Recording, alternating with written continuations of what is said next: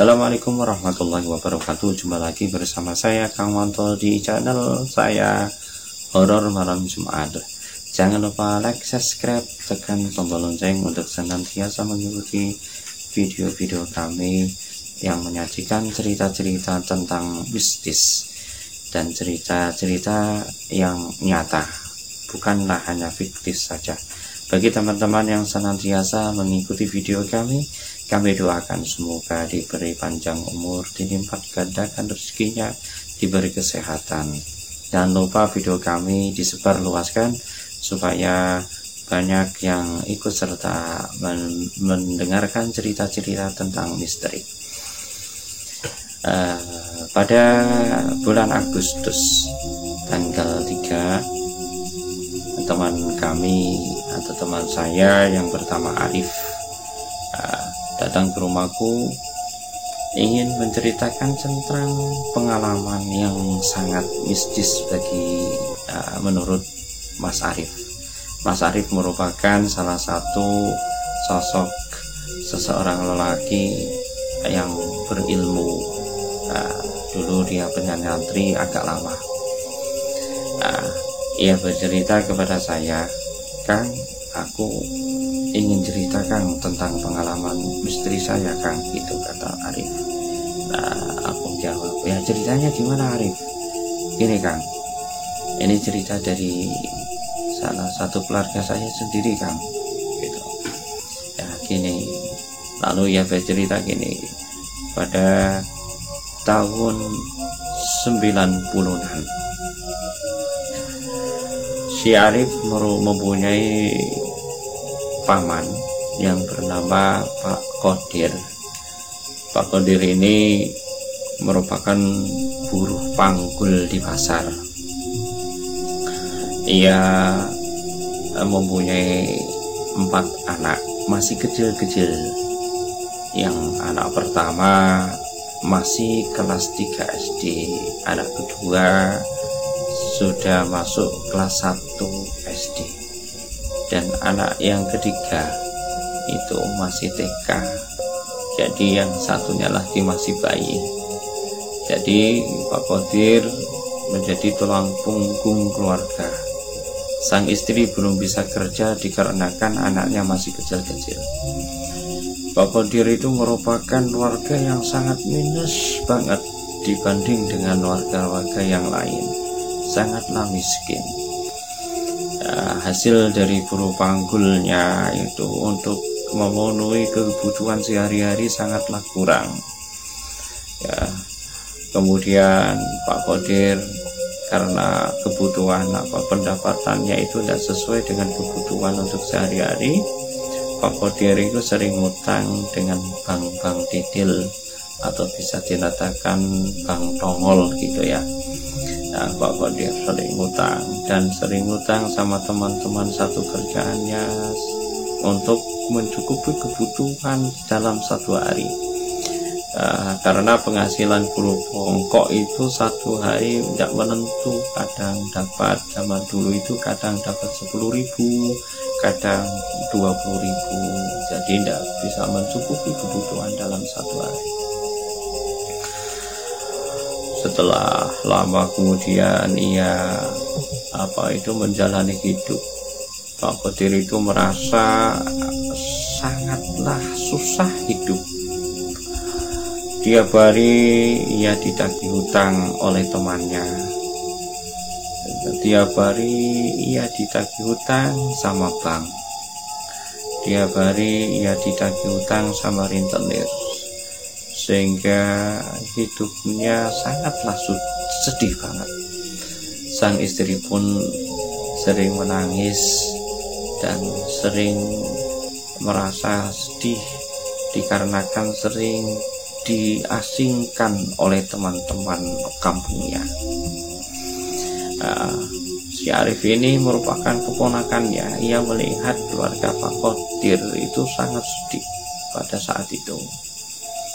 Kemudian si Pak Kodir itu duduk setelah bekerja jadi kulit panggul. Ia duduk sambil melamun gimana caranya ia bisa melunasi hutang-hutangnya yang begitu menumpuk banyak. Gak lama kemudian ada temannya Pak Qadir, teman zaman kecil itu biasa main bareng. Ia datang karena melihat Pak Qadir wajahnya sangat sedih, dengan niatan ingin menghibur. Sebutnya namanya Pak Andi, datang mendatangi Pak Qadir sambil menggeblak punggung Pak Qadir. Pak Qadir, jangan ngalamun Pak Qadir.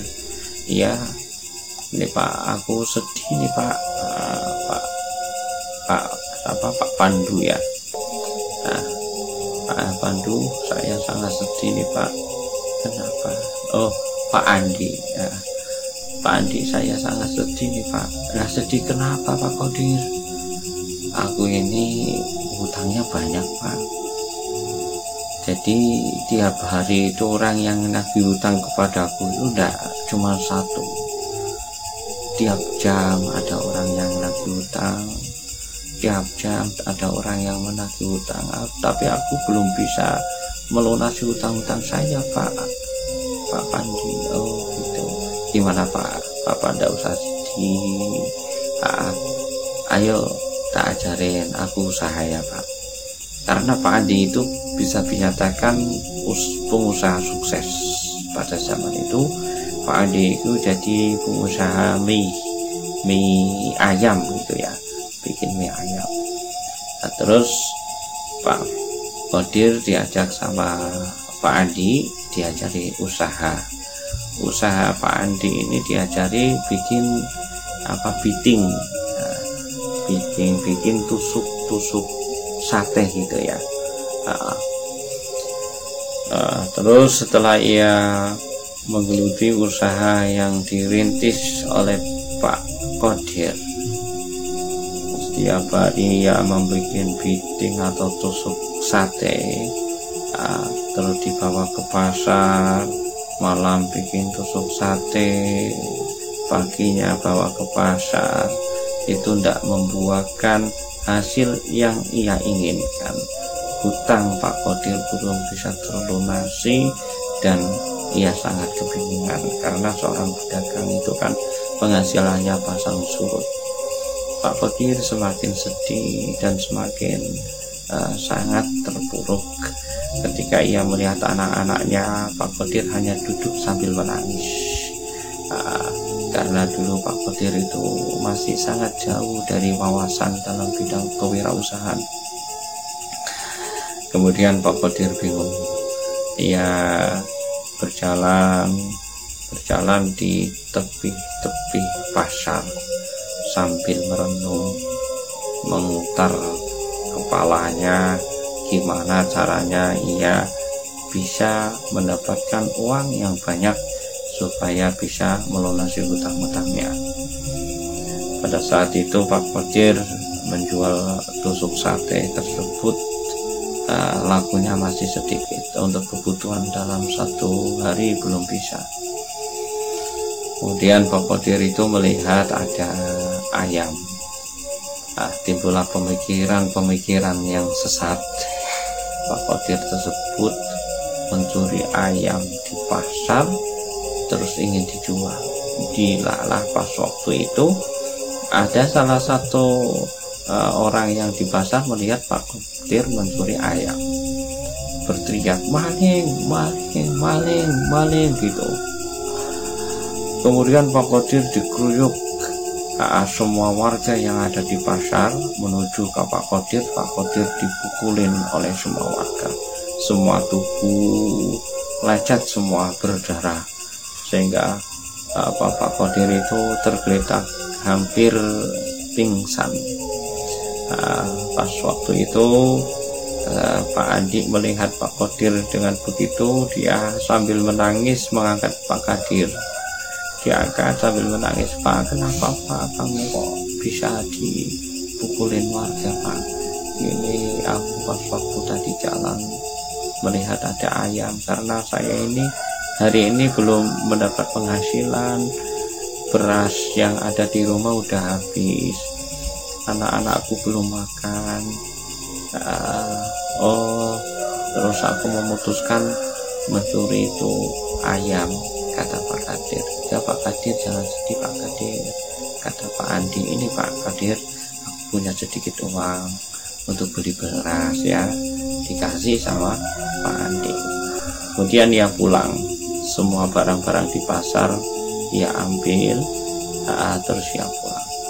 Sepanjang perjalanan di pasar, semua warga yang ada di pasar itu banyak yang mencaci maki sama Pak Kadir, karena Pak Kadir orang yang sangat miskin, terpuruk, dicaci maki. Ada yang ngomong dasar pencuri, dasar kau orang miskin, macam-macam ngomong gitu.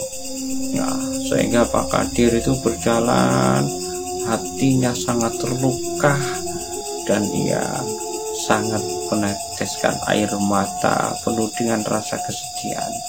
Tubuhnya yang begitu penuh luka selesai diamuk sama warga, dipukulin warga. Berjalan menuju ke rumah, yang membeli beras lalu dikasihkan kepada sang istri supaya untuk makan anak-anaknya. Kemudian ia duduk sambil menangis. Tidak lama kemudian ia memutuskan ingin main ke tempat teman-teman. Dulu sewaktu ia masih belajar, masih sekolah. Zaman dulu itu belum ada sekolah SD, masih sekolah SR zaman dulu itu Pak Kadir katanya. Ketika ia jalan menuju ke teman-temannya karena ia ingin minta siapa tahu teman-temannya punya lowongan kerja, dia ingin kerja. Ya pas waktu itu dia main salah satu teman, sebut saja namanya Supraman. Praman, apakah kamu punya pekerjaan?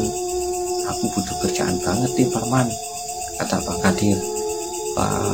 Loh, katanya kamu itu jualan tusuk sate Pak Kadir. Iya, tapi tidak menghasilkan. Oh, gini Pak Kadir, kamu jangan sedih Pak Kadir. Nanti malam Pak Kadir ikut saya ya, biar dagangannya Pak Kadir tambah besar, tambah laris. Gimana? Yang penting ikut aja. Kemudian Pak Kadir penuh dengan rasa semangat pulang, walaupun tak membawa apapun, hanya membawa kabar berita nanti malam mau diajak temannya. Ia penuh dengan rasa semangat, penuh dengan imajinasi yang begitu sangat tinggi, membayangkan nanti malam aku mau diajak kemana gitu. Setelah ia sampai rumah, dia bercerita sama sang istri. Sang istri pun ikut sangat bahagia mendengar cerita sang suami, yaitu Pak Kadir. Ya lama kemudian setelah masuk waktunya maghrib, sholat maghrib, Pak Kadir bergegas memakai atribut, jaket semua, bahkan senter sudah dipersiapkan. Terus Pak Kadir menuju ke rumah Pak Parman. Dan ngomong, Pak Parman, gimana Pak Parman? Ya ayo diajak. Lalu lama kemudian si Parman, Pak Haji Kadir itu diajak si Parman menjumpai sosok seorang itulah ya, bisa dinamakan Mbah Dukun gitu ya, Mbah Dukun. Ya, bersama ternyata ketika ia masuk ke rumah Mbah Dukun itu sudah tahu keadaan Pak Kadir. Oh, kamu yang namanya Kadir ya, kata Mbah Dukun. Iya Pak, kamu kok udah tahu Pak? Iya, hidup kamu sangat susah Kadir. Karena kamu itu masih tertutupi Kadir. Kamu jangan sedih Kadir. Kalau kamu mau, kamu bisa jadi kaya raya. Dengan rasa semangat Pak Kadir itu mengucapkan, apa bisa Mbah, aku bisa kaya Mbah, aku bisa mengurusan utang-utang saya Mbah. Bisa, kamu jangan khawatir, itu kata si mbaknya. Nanti kalau sudah jam menunjukkan jam 12 malam, kamu ajak ke tempat situ. Lalu si Kadir itu diajak sama si mbaknya pas jam 12 malam di suatu tempat yang berdekatan dengan sungai. Nah, disitulah pas waktu ya di situ Mbak Dukun ngomong sama Kak Dir, kamu di sini Dir, kamu tenang aja Dir, kan kamu katanya mau kaya. Ya Mbak, saya mau kaya. Nah, ini Dir, ini kamu di sini membaca di sini, nanti ada seseorang nyai yang akan datang menjumpai kamu Dir, jangan takut. Kalau kemudian ditinggal Kak Dir sendirian di tengah hutan, di gua ya gitu, dia di situ. Lalu kemudian tak gimana ceritanya si Kadir itu akad perjanjian dengan makhluk gaib, sehingga ia pulang penuh dengan rasa semangat. Setelah ia berjanji akad perjanjian, dikarenakan si Kadir itu ingin jadi orang yang kaya raya, kemudian si Kadir pulang menuju rumah Mbak Dukun. Ngomong sama Mbak Dukun, gimana Dir, kamu udah ketemu sama nyainya belum Dir? Udah Mbak, aku udah ketemu, katanya aku besok bisa kaya gitu kata nyainya. Oh gitu, ya udah kamu pulang, gas pulang, persyaratan yang kamu janjikan harus kamu tepati ya Dir. Dan segala kemudian ia pulang ke rumah penuh dengan rasa semangat. Masuk ke rumah, ujung sang istri, dia bercerita. Sang istri pun menyetujui apa yang dikerjakan oleh Kadir, walaupun itu jalan musyrik. Kemudian setelah ia besoknya lagi si Kadir berjualan tusuk sate lagi.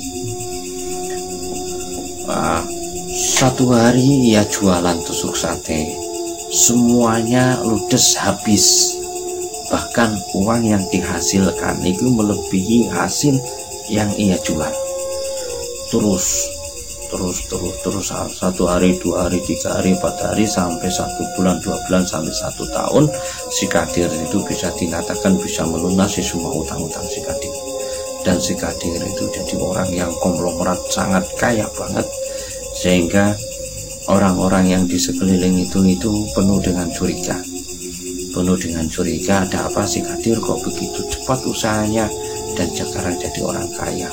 Bahkan si Kadir sekarang sudah naik mobil. Penuh dengan rasa semangat itu si Kadir ya, dia mendatangi orang-orang yang pernah mencaci maki sama si Kadir. Memakai mobil berpakaian yang begitu rapi, bahkan si Kadir pun sudah punya karyawan untuk membuat tusuk sate. Gak lama kemudian si Kadir itu pas jatuh tempohnya mau masih tumbal gitu ya. Dan ternyata gini, anak pertama si Kadir itu yang bernama si Erman.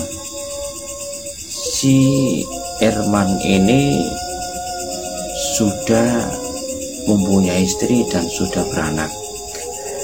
Jadi Pak Kadir itu sudah punya cucu.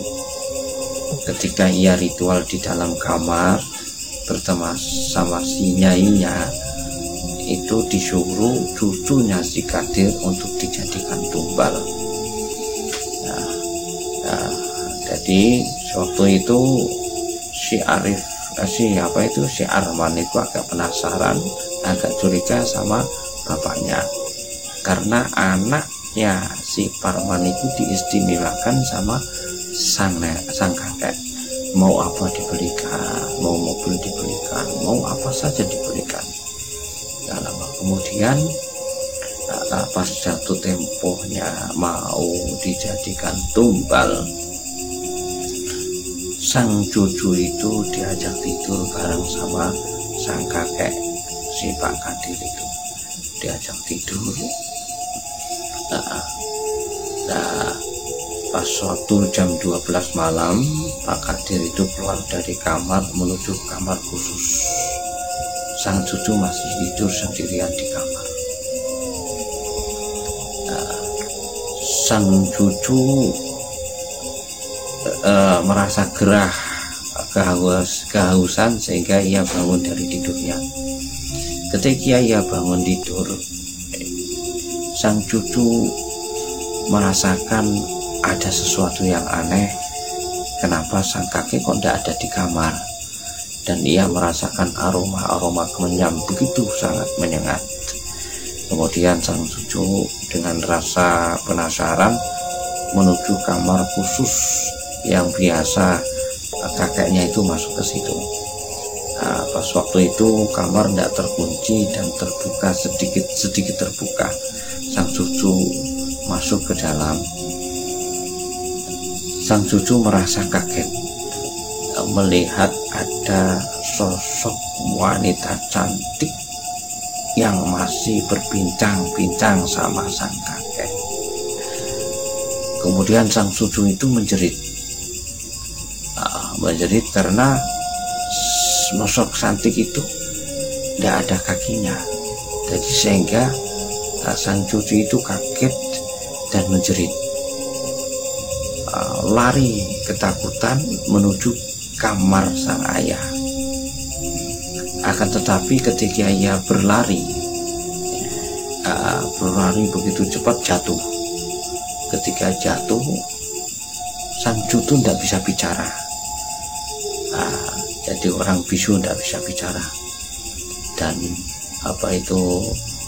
organ tubuh bisa digerakkan tapi tidak bisa bicara, hanya bisa meneteskan air mata. Ia lari ke kamar ayahnya dan ayahnya kaget kenapa anaknya tidak bisa bicara. Si Pama kebingungan. Jadi sang nyainya itu agak marah dikarenakan ritualnya diketahui oleh sang cucu yang akan dijadikan tumbal, sehingga gagal gagal mau dijadikan tumbal. Anak tersebut tidak mau makan, dikasih makan tidak mau makan, hanya bisa meneteskan air mata, tidak bisa bicara, ingin menyampaikan sesuatu tapi tidak bisa mengangkat suara. Kemudian dengan rasa sabar, sang bapak si Erman itu mencari orang pintar supaya bisa mengungkap kenapa anaknya tidak bisa bicara. Setelah dia cari orang pintar ke sono kemari, ternyata dari saudaranya itu ada salah satu yang pintar yang bernama Pak Arif. Setelah ia dibawa ke rumah Pak Arif, anak tersebut didoain sama Pak Arif. Alhamdulillah anak tersebut bisa bicara. Kemudian anak tersebut bercerita kepada Pak Arif dan kepada bapaknya, sehingga si Irman itu kaget. Ternyata bapakku itu mencari rezekinya dengan jalan pintas.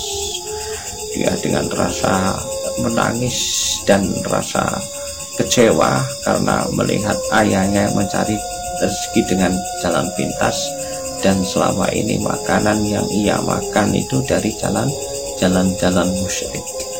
Ia menangis penuh dengan rasa marah, kesal, ingin memarahi sang ayahnya. Ketika ia masuk rumah, ia naik sambil berteriak memanggil sang ayahnya. Ia membuka pintu, ternyata sang ayah sudah meninggal, sudah tak bernyawa. Ia mau marah, jadi tidak marah, jadi hanya menangis, meneteskan air mata saja. Nah, begitulah cerita. Nah, gak lama kemudian, selama 7 hari mengadakan pengajian, setiap sore mengadakan pengajian, warga-warga dipanggil ikut ngaji. Itu setelah semua warga pulang, si Erman itu mendengar suara tangisan jeritan dari sang ayahnya yang sudah meninggal. Terus dari kamar yang begitu khusus itu, ketika ia cari tidak ketemu. Nah, sang ayah tersebut menjerit gini, "Nak, tolong ayah nak, bapak kamu kesakitan nak, tolong ayah nak." Si Erman bingung lagi, cari lagi sampai 7 hari. Akhir 7 hari si Erman itu memutuskan mengambil cangkul menuju kuburan sang ayah. Ketika ia menyangkul sambil menangis dikarenakan ia mendengar suara tangisan sang ayahnya. Ketika ia cangkul hingga semua dibuka, ternyata jasad sang ayah itu dililit oleh ular yang begitu besar, dipenuhi dengan kalajengking, sehingga si Erman tak tercengang jatuh dan terpingsan di sebelah makam sang ayah. Karena melihat makam sang ayah itu dipenuhi dengan ular dan kalajengking, ia pingsan agak lama, sekitar hampir setengah jam. Ya, pingsan. Alhamdulillah ia bangun. Ketika bangun ia lari ke rumah Kang Arif itu. Kang Arif bercerita tentang pengalamannya. Lalu Kang Arif datang ke makam bapaknya. Langsung didoakan. Alhamdulillah semua ular dan lain-lainnya udah hilang dan ditutup kembali kuburan sang ayah. Cukup sekian cerita dari saya. Semoga bermanfaat untuk pemirsa yang budiman. Jadi apabila kita hidup di dunia disia-siakan mencari rezeki yang melalui jalan musyrik, maka kita akan jadi orang yang merugi. Apabila hidup kita, waktu kita sia-siakan, tak pernah belajar tentang hukum tentang kehidupan, hukum tentang kehidupan, tak pernah belajar, tak pernah ngaji, intinya hidup kita akan merugi. Semoga bermanfaat untuk kalian semua. Saya akhiri. Wassalamualaikum warahmatullahi wabarakatuh.